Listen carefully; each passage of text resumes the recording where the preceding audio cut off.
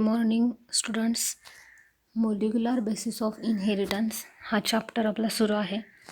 त्यामध्ये आज आपण डी एन ए रेप्लिकेशन हा मुद्दा बघणार आहोत. डी एन ए रेप्लिकेशन म्हणजेच डी एन ए डुप्लिकेशन.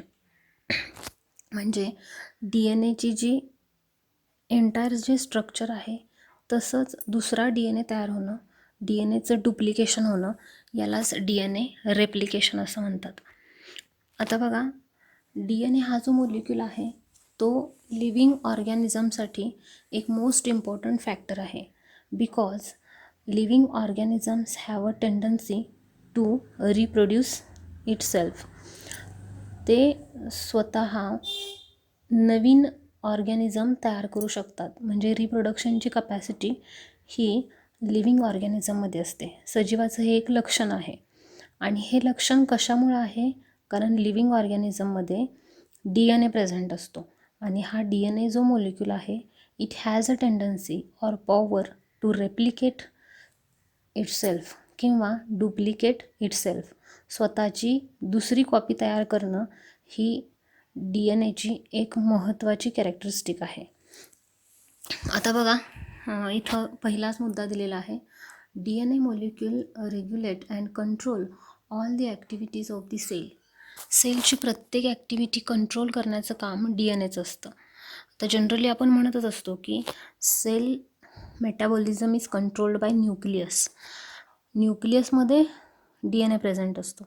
त्यामुळं पर्यायानं न्यूक्लियस जे काम करतो तेच काम डी एन ए करत असतो. बरोबर. तर as a carrier of genetic information D N A has to perform two important functions.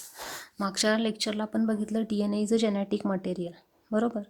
त्यामुळं त्याचं काम आहे की it carries information from one generation to next generation किंवा from one cell to another cell. तर हे फंक्शन कॅरी आऊट करत असताना डी एन एला महत्त्वाची 2 फंक्शन कॅरी आऊट करावी लागतात. त्यातलं पहिलं फंक्शन आहे heterocatalytic function and second one is the autocatalytic function. आता इथं एक महत्त्वाचा मुद्दा लक्षात ठेवायचा. हेट्रो म्हणजे दुसऱ्यांची कामं आणि ऑटो म्हणजे स्वतःची कामं. D N A when D N A direct the synthesis of chemical molecules other than itself. स्वतःला न तयार करता तो ज्या वेळेला दुसरे केमिकल कंपाऊंड तयार करत असतो त्यावेळेला त्याला हेट्रोकॅटॅलिटिक फंक्शन असं म्हटलं जातं. Then such a function of DNA are called heterocatalytic function. For example, synthesis of RNA, synthesis of protein. म्हणजे प्रोटीन तयार करणं, RNA तयार करणं हे सुद्धा काम डी एन एचं आहे. डी एन एचे फंक्शन ऑलरेडी आपण बघितलेले आहेत. तर हे जी फंक्शन आहेत याला हेट्रोकॅटॅलिटिक फंक्शन या कॅटेगरीमध्ये घातलेलं आहे. आणि दुसरं जे फंक्शन आहे, दुसरी कॅटेगरी ऑटोकॅटॅलिटिक फंक्शन, यामध्ये when DNA direct the synthesis of DNA itself. स्वतःची कॉपी डुप्लिकेट करणं किंवा एक डी एन ए त्याच्यापासून दुसरा डी एन ए तयार करतो, या फंक्शनला काय म्हटलं जातं? ऑटोकॅटॅलिटिक फंक्शन. ऑटो म्हणजे सेल्फ. बरोबर. तर हे फंक्शन 2 प्रकार आहेत. एक हेट्रोकॅटॅलिटिक फंक्शन, दुसरा ऑटोकॅटॅलिटिक फंक्शन. आता ॲक्च्युअल रेप्लिकेशन कसं होतं हे आपल्याला बघायचं आहे. सुरुवातीला रेप्लिकेशनची थोडी इंट्रोडक्शन बघूया आपण. ही डायग्रॅम जी आहे डी एन एची डायग्रॅम आहे. तुम्हाला माहीत आहे की D N A it is a double helix structure. 2 strand असतात आणि ते 2 स्ट्रँड एकमेकांभोवती गुंडाळलेले असतात. 11th स्टँडर्डमध्ये आपण वॅटसन आणि क्रिक यांनी जे डी एन एचं मॉडेल सांगितलं, डी एन एचं स्ट्रक्चर नेमकं कसं आहे ते डिटेल्स आपण 11वीमध्ये बघितलेले आहेत. डी एन एचं बेसिक युनिट आहे न्यूक्लियोटाईड. न्यूक्लियोटाईडच्या एकत्रीकरणातून एक स्टँड बनतं, तसंच दुसरं स्टँड बनतं आणि ते 2 स्टँड एकमेकांभोवती कॉईल आणि ट्विस्ट होतात. आणि जशी आपली ह्याची वायर असते, इलेक्ट्रिकची वायर असते, 2 वायरी एकमेकांना गुंडाळलेल्या असतात, त्या पद्धतीनं स्ट्रक्चर तयार होतं. किंवा दुसरं एक उदाहरण दिलं जातं बघा की स्पायरल लॅडर शेप असतो डी एन एचा. एका सेंट्रल ॲक्सिस भोवती गुंडाळलेला जिना पाण्याच्या टाकीला वगैरे असतो, त्या पद्धतीनं डी एन एचं स्ट्रक्चर असतं. तर हे जे स्ट्रक्चर आहे, या स्ट्रक्चरपासून तसंच दुसरं स्ट्रक्चर तयार केलं जातं डी एन एचं. यालाच डी एन ए रेप्लिकेशन म्हणतात.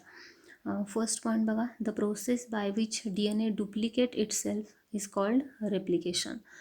Through replication it forms two copies that are identical to each other. म्हणजे पहिला जो डी एन ए असतो, मूळ पॅरेंटल डी एन ए, त्याच्यापासून तयार होणारा डॉटर डी एन ए हा तंतोतंत सिमिलर असतो, त्यामध्ये काहीही बदल नसतो. Then in eukaryotic organism replication of D N A takes place only once in the cell cycle. बघा, यूकॅरियोटिक सेल जे असतात, त्या यूकॅरियोटिक सेलमध्ये सेल सायकल हा जो एक फिनॉमिनॉन आहे. आता सेल सायकल कशाला म्हटलं जातं, तर एखादी सेल ज्या वेळेला नवीन तयार होते, ती नवीन तयार झाल्यापासून तिची ग्रोथ होते आणि नंतर ती सेल डिव्हाइड होते. तर एखादी सेल तयार झाल्यापासून नंतर डिवाइड होण्यापर्यंतचा जो पिरियड आहे त्याला सेल सायकल असं म्हणतात. मग त्याच्या स्टेजेस आपण बघितलेले आहेत. त्यात 4 फेजेस आहेत, S phase, G1 phase, G2 phase आणि एम फेज, बरोबर. तर याच्यामध्ये जी पहिली फेज असते, S phase, synthesis phase, cell divide होण्याच्या अगोदरची फेज, त्यावेळेला काय होतं, तर डी एन ए डुप्लिकेट होतो. म्हणजे आहे त्या डी एन ए डबल होतो. तर त्याच वेळेला फक्त सिंथेसिस फेजमध्येच फक्त काय होतं, डी एन एचं रेप्लिकेशन होतं in eukaryotic organism. Then it occurs in S phase. हे बघितलं आपण. D N A replicate through semi conservative mode of replication. D N एचं जे रेप्लिकेशनचा मोड आहे किंवा पद्धत आहे, त्या पद्धतीला सेमी कॉन्झर्वेशन किंवा सेमी कॉन्झर्वेटिव्ह मोड असं म्हटलं जातं. आता हे का असं म्हटलं जातं, त्याचं रिझन आपण नेक्स्ट लेक्चरला बघणार आहोत. Next point is the model of semi conservative replication was proposed by Watson and Crick on the basis of antiparallel and complementary nature of D N A strand. तर बघा, वॅटसन आणि क्रिक या दोघांचं फार मोठं योगदान आहे, कारण डी एन एचं स्ट्रक्चर कसं आहे हे मॉडेलसुद्धा वॅटसन आणि क्रिक यांनीच सांगितलं. शिवाय डी एन एचं रेप्लिकेशन कसं होतं, म्हणजेच डुप्लिकेशन कसं होतं, याचं सेमी कॉन्झर्वेटिव्ह मॉडेल जे युनिव्हर्सली ॲक्सेप्ट केलं आहे, हे मॉडेलसुद्धा वॅटसन आणि क्रिक यांनीच सांगितलं. नेक्स्ट पॉईंट आहे, the process of semi conservative replication is below. तर रेप्लिकेशनच्या ज्या स्टेप आहे, साधारणपणे स्टडी करताना सोयीचं जावं यासाठी रेप्लिकेशनच्या 6 स्टेप मांडलेल्या आहेत. त्यातली पहिली स्टेप आहे ॲक्टिवेशन ऑफ न्यूक्लिओटाइड्स. मगाशीच मी तुम्हाला सांगितलं की nucleotides is the basic unit of D N A. एका न्यूक्लिओटाइडच्या ॲडिशनमुळं एक स्टँड तयार होतं, तसंच दुसरं स्टँड तयार होतं आणि 2 स्टँड एकत्र जोडतात. मग म्हणजे काय, तर थोडक्यात डी एन ए तयार करायचं असेल तर पहिल्यांदा न्यूक्लिओटाइड्स तयार पाहिजेत. तर हे न्यूक्लिओटाइड्स सुरुवातीला इनॅक्टिव्ह स्टेटमध्ये असतात. कुठं असतात, तर न्यूक्लिओप्लाझममध्ये. बघा इथं दिलेलं आहे, 4 types of D N A nucleotides are present in nucleoplasm. Nucleoplasm म्हणजे न्यूक्लियसमध्ये असणारा फ्लुइड.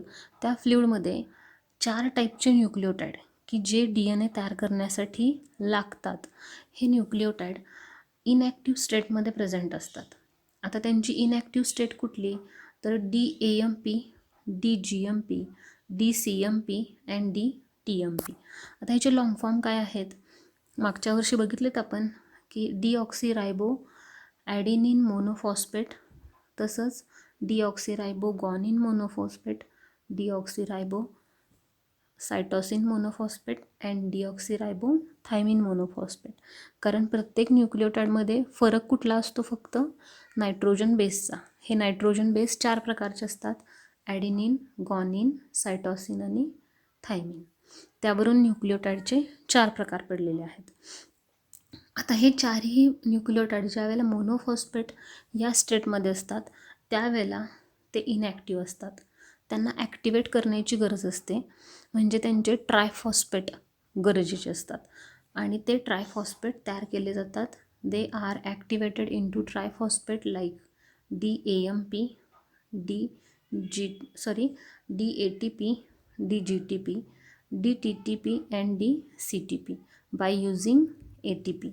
म्हणजे ATP मॉलिक्यूल आपल्याला माहीत आहे, तर ATP मॉलिक्यूलचा यूज केला जातो आणि inactive nucleotides are converted into active nucleotides, आणि that process is called as a phosphorylation because this process requires enzyme फॉस्फोरायलेज.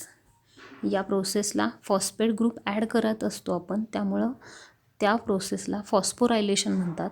आणि ती प्रोसेस किंवा ती रिॲक्शन कंडक्ट होण्यासाठी एक एन्झाईम रिक्वायर्ड असतं. त्या एन्झाईमचं नाव आहे फॉस्फोरायलेज.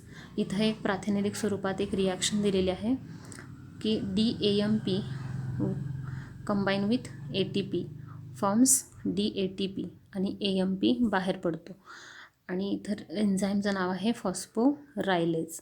तर तशा पद्धतीनं इथं जसं DAMPचं कन्व्हर्जन DATPमध्ये झालेलं आहे, तसंच या बाकीच्या तिन्हीचंसुद्धा कन्व्हर्जन DGMPचं कन्व्हर्जन DGTPमध्ये होतं, DCMPचं कन्व्हर्जन DCTPमध्ये होतं, आणि DTMPचं कन्व्हर्जन DTTPमध्ये होतं.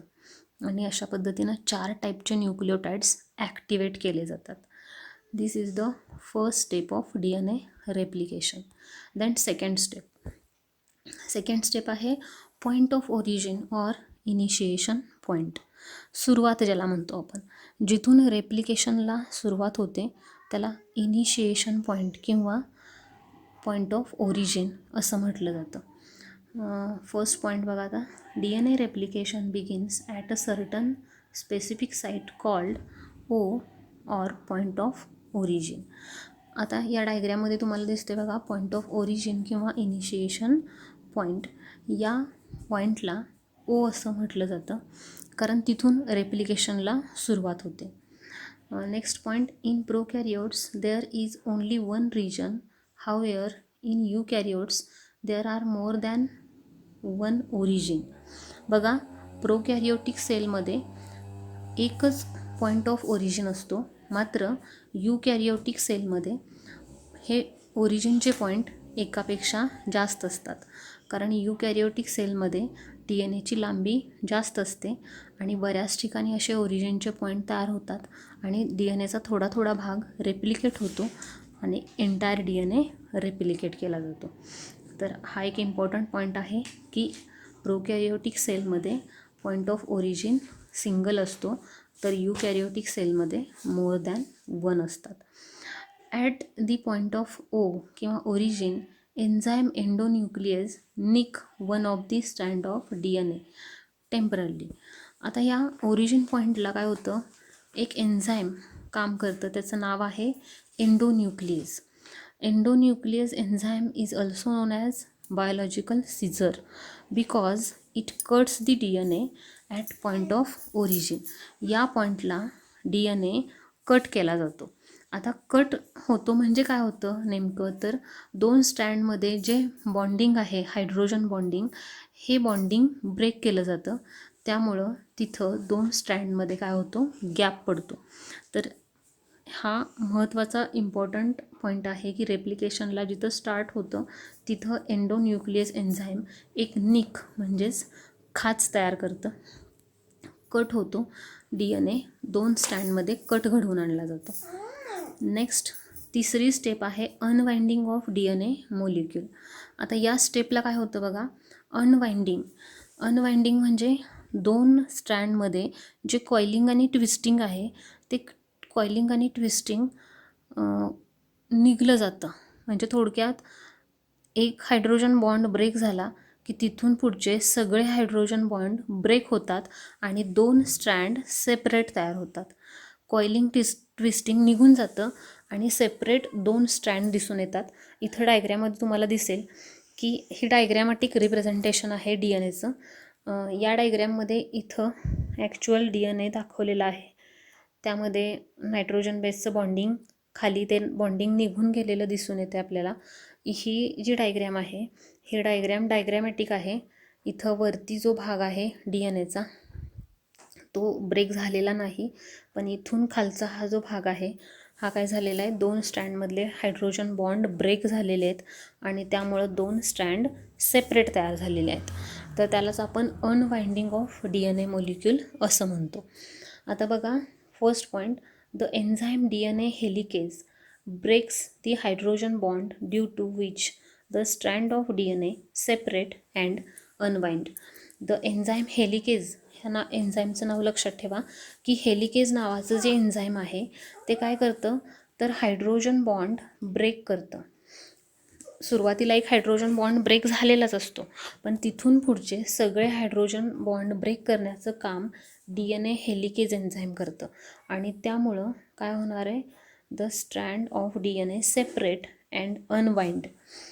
2 स्टँड सेपरेट होतात, हे स्टँड एक वेगळं, हे दुसरं स्टँड तयार होतं आणि त्यानंतर अनवाइंड म्हणजे ते 2 स्टँड एकमेकांच्या भोवती गुंडाळत नाहीत, त्यामध्ये कॉइलिंग ट्विस्टिंग होत नाही.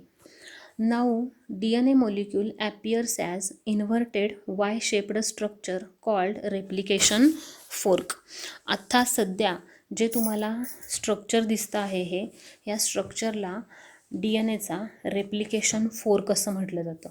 कारण फिजिक्सच्या प्रॅक्टिकलमध्ये तुम्ही बघितलं असेल, ट्युनिंग फोर्कचं जे डायग्रॅम आहे बरोबर, सेम तशा पद्धतीची डायग्रॅम इथं दिसते, फोर्कसारखा आकार दिसतो आणि तो फोर्क कशासाठी तयार झालेला आहे, DNAच्या रेप्लिकेशनसाठी, म्हणून त्याला काय म्हटलं जातं, रेप्लिकेशन फोर्क. हे जे डायग्रॅम आहे ही डायग्रॅम फोर्कच्या आकाराची दिसते म्हणून त्याला रेप्लिकेशन फोर्क असं म्हणतात. आता नेक्स्ट पॉईंट आहे बघा, the separated strand are prevented from recoil by SSBP. आता हा एन्झाईमचा शॉर्ट फॉर्म आहे, ॲक्च्युअल त्याचा लॉंग फॉर्म आहे single strand DNA binding protein. हे एक एन्झाईम आहे. या एन्झाईमच्या साहाय्यानं काय केलं जातं, तर हे जे 2 स्ट्रँड सेपरेट झालेले आहेत, it prevents from the recoiling. पुन्हा त्यांच्यामध्ये कॉइलिंग होऊ नये हे प्रिव्हेन्शन जे आहे हे कोण करतं, SSBP. शॉर्ट फॉर्ममध्ये एन्झाईम लक्षात राहतं, त्याचा लॉंग फॉर्म आहे single strand DNA binding protein. त्यानंतर 4th स्टेप आपण बघणार आहोत, synthesis of new strand. Naveen strand आता तयार होणार आहे DNAचं. काय होते बघा, first each separated strand act as a template or mold for the synthesis of new complementary strand. Each separated strand, आता each separated म्हणजे कुठलं, हे पहिलं आणि हे दुसरं, हे दोन्हीही जे सेपरेट झालेले स्टँड आहेत हे काय म्हणून ॲक्ट होतात, तर टेम्पलेट और मोल्ड. टेम्पलेट किंवा मोल्ड म्हणजे थोडक्यात साचा, एक साचा म्हणून ते काम करतात. हे दोन्ही स्टँड जे सेपरेट झालेले आहेत, जे मूळच्या DNAचे स्टँड आहेत ते काय म्हणून ॲक्ट होतात, टेम्पलेट म्हणून ॲक्ट होतात. Next point, it takes place with the help of small RNA molecule called RNA primer. आता हा निळ्या कलरचा इथं दिसतोय बघा, याला म्हटलं जातं, इथं फक्त प्रायमर म्हटलेलं आहे, ॲक्च्युली याचं नाव काय आहे, RNA प्रायमर. तर ही जी प्रोसेस आहे DNA रेप्लिकेशनची, it takes place with the help of molecule RNA primer. हा रेप्लिकेशन स्टार्ट करायला मदत करतो. आता हा नेमकं काय करतो बघा, इथं दिलेलं आहे, RNA primer get associated with the 3' end of template strand and attracts complementary nucleotides from surrounding nucleoplasm. आता पहिल्या स्टेपमध्ये आपण बघितलं आहे की न्यूक्लिओटाइड्स जे आहेत ते ॲक्टिवेट झालेले आहेत. ॲक्टिवेट झालेल्या स्वरूपात न्यूक्लिओटाइड्स न्यूक्लिओप्लाझममध्ये प्रेझेंट आहेत. आता हा RNA प्रायमर काय करतो, तर हा associate with 3' end of template stand. हे सुरुवातीचं जे मूळचं स्टँड आहे या स्टँडच्या 3' एंडला हा RNA प्रायमर अटॅच होतो आणि जे कॉम्प्लिमेंटरी न्यूक्लिओटाइड आहेत.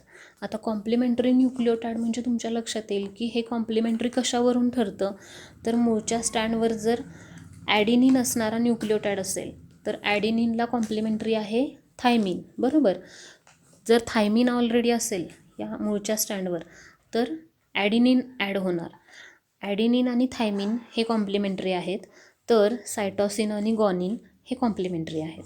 हे आता डिटेलमध्ये आपण 11वीमध्ये बघितलं आहे. तर न्यूक्लियोटाईड जे आहेत ते न्यूक्लियोप्लाझममधून ॲड करण्याचं जो कॉम्प्लिमेंटरी न्यूक्लियोटाईड आहे तो सिलेक्ट करायचा आणि तो तिथं ॲड करायचा, हे काम कोणाचं आहे? RNA प्रायमरचं आहे. नेक्स्ट काय आहे? The synthesis of new complementary strand is catalyzed by DNA polymerase. आता हे एक एन्झाईम आहे DNA पॉलिमरेज. ॲक्च्युअल नवीन स्टँड तयार करण्यासाठी पॉलिमरेज एन्झाईम इम्पॉर्टंट असतं. DNA पॉलिमरेज हे DNA पॉलिमरेज काय करणार आहे तर एंटायर स्ट्रँड तयार करणार आहे. कॉम्प्लिमेंटरी न्यूक्लियोटाईड ॲड करण्याचं काम प्रायमर करणार आणि ते स्ट्रँड कंप्लीट करण्याचं काम DNA पॉलिमरेज एन्झाईम करणार. नेक्स्ट पॉईंट आहे the new complementary strand is always formed in 5'3' direction.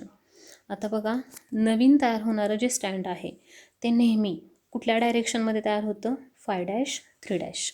आता ही पोलॅरिटी आहे स्टँडची. मागच्या वर्षी आपण हे ऑलरेडी बघितलेलं आहे की DNAचे 2 स्टँड असतात आणि त्यांची पोलॅरिटी एक स्टँड जर 5'3' असेल तर दुसरं स्टँड हे नेहमी 3'5' असतं. आता हे जे सेपरेट झालेले स्टँड आहेत त्याचा एका स्टँडचा एंड 3' आहे, दुसऱ्याचा एंड 5' आहे, बरोबर. तर आता जे स्ट्रँड 3'5' डायरेक्शनमध्ये आहे तिथं नवीन जे स्टँड तयार होणार आहे ते कॉम्प्लिमेंटरी असणार आहे, त्यामुळे ते आपोआपच काय तयार होणार? 5'3' डायरेक्शनमध्ये तयार होणार. आणि हे जे स्टँड आहे दुसरं 5'3' डायरेक्शनमध्ये असणारं, इथं जे नवीन स्टँड तयार होणार आहे ते 3'5' तयार होणार. म्हणजे थोडक्यात काय, दोन हे जे टेम्पलेट स्टँड आहेत त्यांना नवीन कॉम्प्लिमेंटरी स्टँड तयार होणार.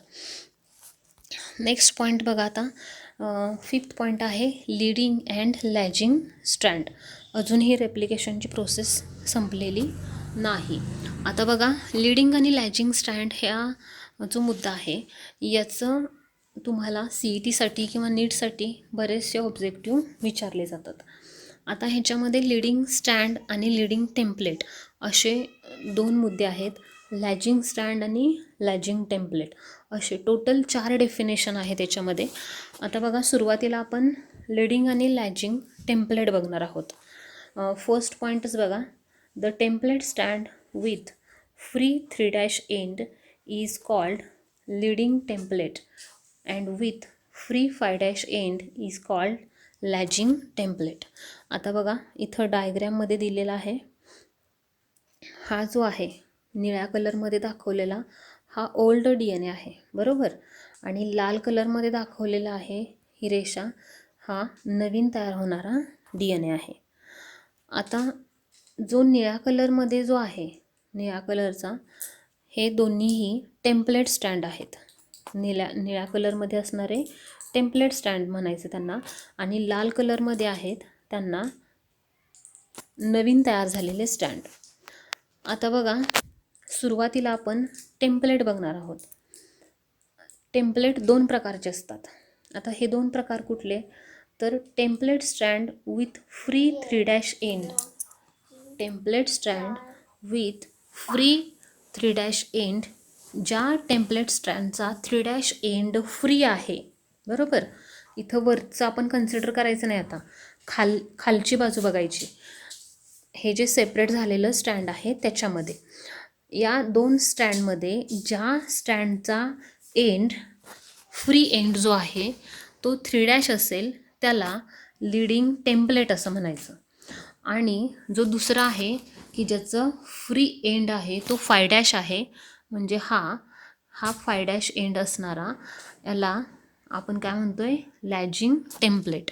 बघा, लक्षात येते का तुमच्या की हे जे 2 सेपरेट झालेले पॅरेंटल स्टँड आहेत निळ्या कलरमध्ये, त्या निळ्या कलरच्या स्टँडमध्ये फ्री एंडला 3' असेल त्याला लीडिंग टेम्पलेट असं म्हणायचं, आणि 5' एंड फ्री असणाऱ्या स्टँडला लॅजिंग टेम्पलेट असं म्हणायचं, बरोबर. आता नेक्स्ट पॉईंट, ॲज बोथ स्टँड of parental DNA are anti parallel, new strands are always formed in 5'3' direction. मग हा एक महत्त्वाचा मुद्दा आहे की नवीन स्ट्रँड तयार होताना नेहमी 5'3' डायरेक्शनमध्ये तयार होतात. म्हणजे थोडक्यात सुरुवात होते 5' एंडला आणि एंड होतो 3' एंडला. तसंच इथं सुद्धा दुसऱ्या बाजूला पण हेच होणार आहे. सुरुवात होणार आहे 5' एंडला आणि एंड होणार आहे 3' एंडला. तर या पद्धतीनं नवीन स्टँड तयार होताना नेहमी 5'3' डायरेक्शनमध्ये तयार होतं. हा एक मुद्दा लक्षात ठेवा. One of the newly synthesized strand develops continuously towards replication fork is called leading strand. आता बघा, मगाशी आपण लीडिंग टेम्पलेट आणि लॅजिंग टेम्पलेट म्हणजे काय हे बघितलं. आता आपल्याला लीडिंग स्ट्रँड आणि लॅजिंग स्ट्रँड म्हणजे काय हे बघायचं आहे. आता लीडिंग स्ट्रँड म्हणजे काय? द न्यूली कन्स्ट्रक्टेड स्ट्रँड, जे नवीन तयार होणारं, हे लाल कलरमध्ये आहे, हे जे स्ट्रँड आहे, हे स्ट्रँड कसं तयार होतं आहे? कंटिन्युअसली, हे कंटिन्युअसली तयार होतं आहे टुवर्ड्स रेप्लिकेशन फोर्क, म्हणजे ह्या फोर्कच्या दिशेनं तयार होते. एकतर ते कंटिन्युअसली तयार होते आणि फोर्कच्या दिशेनं तयार होते, त्याला म्हणायचं लीडिंग स्ट्रँड. आणि दुसरं आहे another one new strand develop discontinuously away from the replication fork. हे तयार होताना दुसरं जे स्ट्रँड आहे ते डिसकंटिन्युअसली तयार होते, एक छोट्या छोट्या फ्रॅगमेंटमध्ये, कंटिन्युअस तयार होत नाही. शिवाय it forms away from the replication fork, या रेप्लिकेशन फोर्कपासून ते लांब जाते, तर त्याला आपण काय म्हणतोय? लॅजिंग स्ट्रँड. तर बघा, आत्तापर्यंत आपल्याला 4 टर्म बघितले आपण. एक लीडिंग टेम्पलेट, लॅजिंग टेम्पलेट, दुसरं लीडिंग स्टँड, लॅजिंग स्टँड, बरोबर. तर हे 4 स्ट्रँडच आहेत, पण ओल्डर जो DNA आहे त्याला टेम्पलेट म्हणायचं आणि जे नवीन तयार होतात त्यांना स्ट्रँड म्हणायचं. नेक्स्ट पॉईंट आहे DNA synthesis on lagging template takes place in the form of small fragment called Okazaki fragment. हे जे दुसरं स्ट्रँड आहे, बरोबर, ज्याला आपण लॅजिंग स्ट्रँड म्हणतोय, हे लॅजिंग स्ट्रँड तयार होत असताना नेहमी कसं तयार होतं? ते डिसकंटिन्युअसली स्मॉल फ्रॅगमेंटमध्ये तयार होतं. हा बघा दिसतोय, हा पहिला फ्रॅगमेंट, दुसरा, तिसरा, असे 3-4 फ्रॅगमेंट, बरेच फ्रॅगमेंट असतात. It depends on the length of DNA strand. तर असे जे फ्रॅगमेंट्स तयार होतात त्या फ्रॅगमेंटला म्हणतो आपण ओकाझाकी फ्रॅगमेंट्स. आणि हे फ्रॅगमेंट्स तयार होतात आणि शेवटी हे फ्रॅगमेंट्स जोडले जातात with the help of enzyme DNA लायगेज. हे सगळे फ्रॅगमेंट जोडण्याचं काम कोण करतं? DNA लायगेज. लायगेज म्हणजे चिटकवणे, हे लक्षात ठेवा की हे एन्झाईम काय करतं? 2 फ्रॅगमेंट जोडण्याचं काम करतं. हा पहिला जो स्टँड आहे लीडिंग स्टँड, हा कंटिन्युअसली तयार होतो, त्यामुळे इथं फ्रॅगमेंट नसतात. हे स्टँडमध्ये फ्रॅगमेंट जोडण्याचं काम लागत नाही. मात्र हे दुसरं स्टँड जे आहे लॅजिंग स्टँड, हे तयार होत असताना उलट्या दिशेनं तयार होतं. शिवाय ते फ्रॅगमेंटमध्ये तयार होतं डिसकंटिन्युअसली, त्यामुळे त्याचे फ्रॅगमेंट्स जोडावे लागतात. त्याला DNA लायगेज एन्झाईम मदत करतं. Next, RNA primer are removed by DNA polymerase and replaced by DNA sequence with the help of DNA polymerase first in prokaryotes and DNA polymerase alpha in eukaryotes. तर बघा, हे जे इथं DNA पॉलिमरेज सेकंड आहे, चुकून alpha झाले. तर हे जे फ्रॅगमेंट्स तयार होतात, हे फ्रॅगमेंट्स जोडले जातात आणि त्यानंतर फायनली DNAचा मॉलिक्यूल तयार होतो. पण हे मॉलिक्यूल तयार होत असताना जो RNA प्रायमर आहे, मग अशी डायग्रॅममध्ये आपण बघितलं की हा RNA प्रायमर सुरुवातीला इथं कनेक्ट असतो, त्यानंतर DNA पॉलिमरेज एन्झाईम यांना हेल्प करतं, कंटिन्युअसली हे स्ट्रँड तयार होत जातं आणि शेवटी हा प्रायमर पुढं सरकत गेलेला DNA पॉलिमरेज काय करतो? हा प्रायमर काढून टाकतो. शेवटी ज्यावेळेला कंप्लीट स्ट्रँड तयार होतं त्यावेळेला हा DNA पॉलिमरेज काय करतो? RNA प्रायमरला काढून टाकतो, म्हणजे रिप्लेस करतो थोडक्यात. आणि त्यामुळं DNA सिक्वेन्स तिथं काय होतो? ॲड होतो.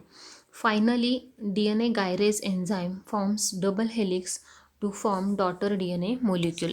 म्हणजे थोडक्यात लास्टला DNA गायरेज जे आहे, हे DNA गायरेज एन्झाईम काय करतं, तर हे 2 स्ट्रँड जे आहेत त्यांचं हेलिक्स तयार करतं, एकमेकांभोवती ते गुंडाळले जातात आणि फायनली आपल्या डायग्रॅममध्ये इथं जो DNA दाखवलेला आहे पहिल्या डायग्रॅममध्ये, अशा पद्धतीचं नवीन स्ट्रँड तयार होतं. म्हणजे या तर फायनली 2 ओल्ड स्ट्रँडला नवीन 2 स्ट्रँड तयार होतात आणि मग जे नवीन 2 न्यू तयार झालेले आहेत त्याला आपण न्यूली कन्स्ट्रक्टेड स्ट्रँड असं म्हणतो. आणि मग ते जे 2 नवीन स्ट्रँड आहेत आणि जुने 2 यांचं मिळून 2 DNAचे मोलिक्यूल तयार होतात. पण हे महत्त्वाचा मुद्दा आहे की नवीन तयार होणारा जो DNA आहे, त्या नवीन तयार होणाऱ्या DNAमध्ये एक ओल्ड स्ट्रँड असतं आणि दुसरं न्यू स्ट्रँड असतं. म्हणूनच याला आपण काय म्हणतो, semi conservative method of DNA replication. Semi म्हणजे हाफ आणि कॉन्झर्वेशन म्हणजे ज्याला आपण काय म्हणतो, कॉन्झर्वेशन म्हणजे संधारण किंवा साठवून ठेवणे, बरोबर. जे नवीन तयार झालेला डॉटर DNA आहे, त्या डॉटर DNAमध्ये एक स्ट्रँड हे पॅरेंटचं असतं, तर दुसरं स्ट्रँड हे न्यूली कन्स्ट्रक्टेड असतं. अशा पद्धतीच्या मेथडला आपण सेमी कॉन्झर्वेटिव्ह मेथड असं म्हणतो. आणि आता लास्ट स्टेप आहे 6वी, formation of daughter DNA molecule. At the end of replication 2 daughter DNA molecule are form. जे रेप्लिकेशन ज्या वेळेला संपणार आहे त्यावेळेला DNAचे 2 मोलिक्यूल तयार होणार आहेत.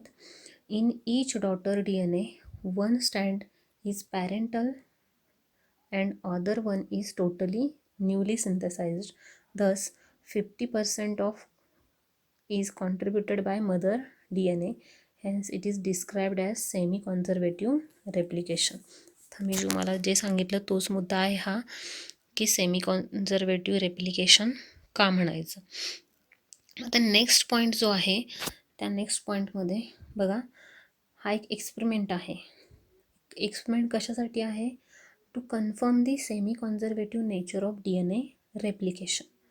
आता DNA रेप्लिकेशन झालं, पण DNA रेप्लिकेशन हे सेमी कॉन्झर्वेटिव्ह मेथडने होतं हे कन्फर्म करण्यासाठी एक एक्सपेरिमेंट कॅरी आऊट केला. तर तशा DNA रेप्लिकेशनच्या 3 मेथड सांगितल्या होत्या. एक कॉन्झर्वेटिव्ह मेथड, दुसरी सेमी कॉन्झर्वेटिव्ह मेथड आणि तिसरी आहे डिस्ट्रक्टिव्ह मेथड. तर त्या 3 मेथडपैकी सेमी कॉन्झर्वेटिव्ह मेथडनीच रेप्लिकेशन होतं हे सांगणारा हा एक्सपेरिमेंट आहे. आता ह्या एक्सपेरिमेंटमध्ये बघा पार्श्वभूमी काय आहे, की newly form DNA molecule 1 strand is old and other strand is newly synthesized. Hence it is called semi-conservative method of replication. It was experimentally proved by Michelson and Franklin Stull. शॉर्टमध्ये ह्या मेसलसन अँड स्टल एक्सपेरिमेंट म्हणून तो famous आहे. आता हे जे 2020ची team आहे यांनी जो एक्सपेरिमेंट केला त्यासाठी जे टेक्निक वापरलं ते टेक्निक आहे इक्विलिब्रियम डेन्सिटी ग्रेडियंट सेंट्रिफ्युगेशन टेक्निक. या टेक्निकमध्ये त्यांनी नेमकं काय केलं आहे याच्या डिटेल्स आपल्याला बघायचे आहेत. आता बघा, शॉर्टमध्ये मी तुम्हाला हा एक्सपेरिमेंट सांगणार आहे. इथं बरंच डिटेल्स दिलेले आहेत. सुरुवातीला या एक्सपेरिमेंटसाठी त्यांनी एक कोलाई बॅक्टेरिया वापरला. बघा मी काय सांगते काळजीपूर्वक ऐका, की या एक्सपेरिमेंटसाठी त्यांनी कोलाई बॅक्टेरिया वापरला. आता साधारणपणे कोलाई बॅक्टेरियाचं रेप्लिकेशन होण्यासाठी 20 मिनिटाचा वेळ लागतो. म्हणजे कोलाई बॅक्टेरिया याच्यामध्ये आत्ता जर DNA रेप्लिकेशन झालं तर 20 मिनिटानंतर त्या नवीन जो तयार झालेला DNA आहे त्याचं पुन्हा रेप्लिकेशन होतं. म्हणजे थोडक्यात काय, DNA रेप्लिकेशनचा जो पिरियड आहे मधला जो गॅप आहे तो कमी आहे कोलाई बॅक्टेरियाचा, म्हणून त्यांनी हा पर्याय निवडला.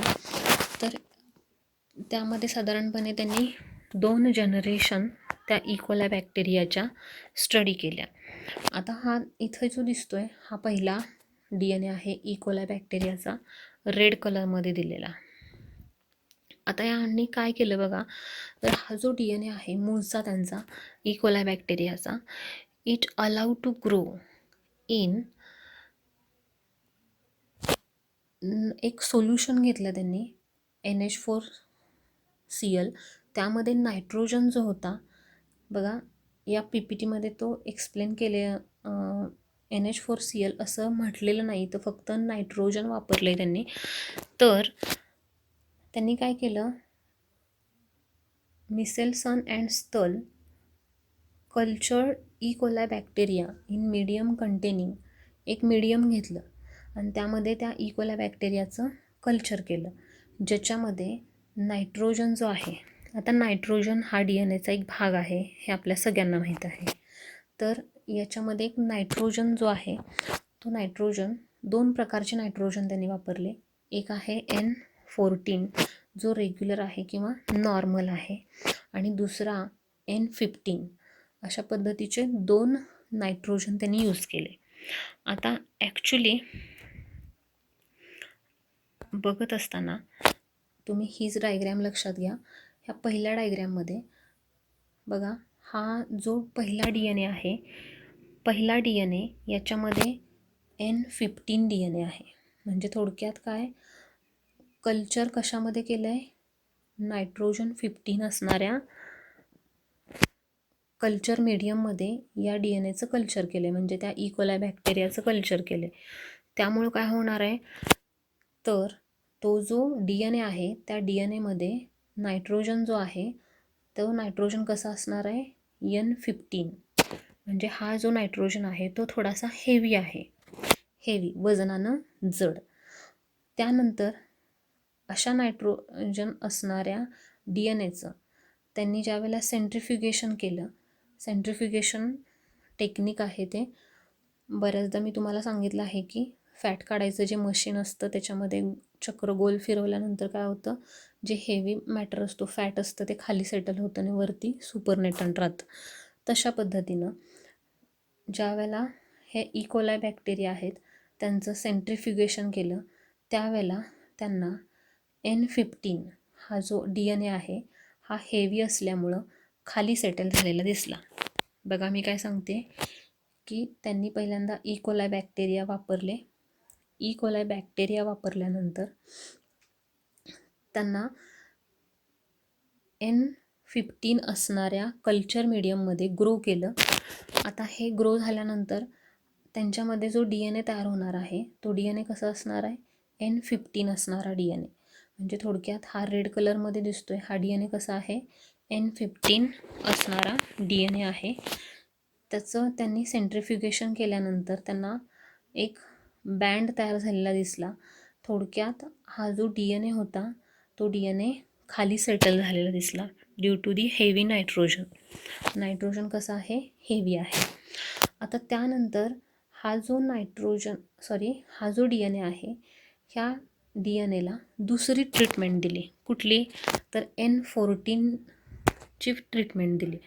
म्हणजे आता दुसरं कल्चर मीडियम वापरलं की ज्याच्यामध्ये नायट्रोजन कसा आहे, नॉर्मल नायट्रोजन आहे N14. तो थोडासा लाईट आहे, वजनानं हलका आहे. अशा नायट्रोजन असणाऱ्या कल्चर मीडियममध्ये इकोलाय बॅक्टेरिया ग्रो केले. त्यामुळं काय होणार आहे, आता हा जो पहिला DNA आहे ह्या पहिल्या DNA पासून दोन DNA तयार होणार आहेत. आता रेप्लिकेशन जे आपण मगाशी बघितलं त्या पद्धतीनं DNAचे दोन मॉलिक्यूल तयार होणार. आता हे दोन मॉलिक्यूल होत असताना काय होणार आहे, तर पहिल्यांदा हा जो DNA आहे ह्या DNAचे दोन स्ट्रँड सेपरेट होणार. त्यामुळं एक स्ट्रँड या DNAमध्ये, एक स्ट्रँड या दुसऱ्या DNAमध्ये, आणि जे नवीन स्ट्रँड तयार होणार आहे हे नवीन स्ट्रँड कसं असणार आहे, N14चं असणार आहे. बरोबर, म्हणजे जे नवीन दोन DNAचे स्ट्रँड तयार झालेले, तिथं दोन DNAचे मॉलिक्यूल तयार झालेले आहेत, त्या दोन्ही DNAमध्ये एक स्ट्रँड ह्यामध्ये नायट्रोजन N15 असणार आहे, तर दुसरा नायट्रोजन 14 असणार आहे. तसंच हा खालचा सुद्धा जे हे दोन्हीही DNA थोडक्यात हायब्रिड असणार आहेत, की ज्याच्यामध्ये दोन्ही प्रकारचे नायट्रोजन आहेत. एका स्टँडमध्ये N15, दुसऱ्या स्टँडमध्ये N14. अशा DNAचं ज्यावेळेला त्यांनी सेंट्रिफ्युगेशन केलं, हायब्रिड आहे हा, त्यावेळेला तिथं त्यांना जो बँड तयार झालेला दिसला, म्हणजे जो DNA सेटल झालेला दिसला, तो कुठं होता? इंटरमिडिएट रिजनला, बरोबर टेस्ट ट्यूबच्या मध्ये होता. तो बँड त्यांना कुठं दिसला? टेस्ट ट्यूबच्या मध्ये. का दिसला टेस्ट ट्यूबच्या मध्ये? कारण तिथं दोन्ही प्रकारचे नायट्रोजन होते, हेवी पण आणि लाईट पण. त्यामुळं त्यांना हा जो बँड आहे तो कुठं दिसला? टेस्ट ट्यूबच्या सेंटरला, इंटरमिडिएटला. पहिल्या टेस्ट ट्यूबमध्ये फक्त हेवी आहे नायट्रोजन, त्यामुळं त्यांना तो बँड खाली दिसला टेस्ट ट्यूबच्या बॉटमला. दुसऱ्या ठिकाणी कुठं दिसला? टेस्ट ट्यूबच्या मध्यभागी, इंटरमिडिएट पोझिशनला दिसला. त्यानंतर आफ्टर 14 मिनिट, आता 14 म्हणजे थोडक्यात एक्सपेरिमेंटचे 14 मिनिट आहेत. यापासून इथं म्हणजे दुसऱ्यापासून तिसरे तयार होण्याची जी स्टेज आहे ती 20 मिनिटाचीच आहे. एक्सपेरिमेंटचे 40 मिनिटं आहेत हे. आता त्यावेळेला काय होणार? तर या 2 पासून 4 मोलिक्यूल तयार होणार DNAचे, बरोबर. इथं हे 2 मोलिक्यूल आहेत, त्यापासून DNAचे 4 मोलिक्यूल तयार होणार. आता हे 4 मोलिक्यूल तयार होत असताना बघा, हे जे 2 मोलिक्यूल आहेत, या 2 मोलिक्यूलपासून 4 मोलिक्यूल तयार होत आहेत. इथं 4 मोलिक्यूल वेगवेगळे दिसत आहेत, बरोबर. कसे वेगळे आहेत बघा. आता मग असाच जो फॉर्म्युला आहे की काय होणार आहे, तर हे 2 DNA मोलिक्यूल आहेत, बरोबर. या 2 DNA मोलिक्यूलमध्ये हा पहिला, हा दुसरा, हे दोन्ही स्ट्रँड काय होणार? सेपरेट होणार.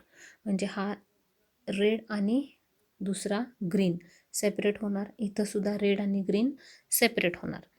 मग त्यामुळं काय होणार आहे? पहिल्या इथं वरती जे 2 आहेत, एक ग्रीन आणि रेड असणार आहे, आणि खालच्या DNAचे एक रेड आणि ग्रीन. अशा पद्धतीनं 4 स्ट्रँड पहिल्यांदा इथं होणार तयार. 4 स्ट्रँड लक्षात आले कुणाचे? या 2 DNA मोलिक्यूलचे 4 स्ट्रँड सेपरेट होणार. आता हे 4 स्ट्रँड सेपरेट झाल्यानंतर काय होणार आहे? त्याला नवीन स्ट्रँड तयार होणार आहेत, पुन्हा नवीन स्ट्रँड तयार होणार आहेत. त्यावेळेला कल्चर मीडियममध्ये N14च आहे, म्हणजे रेग्युलर नायट्रोजन, लाईट नायट्रोजन. त्यामुळं 4ही नवीन तयार झालेले स्ट्रँड कसे आहेत? ग्रीन कलरचे, N14 असणारे आहेत. आता बघा,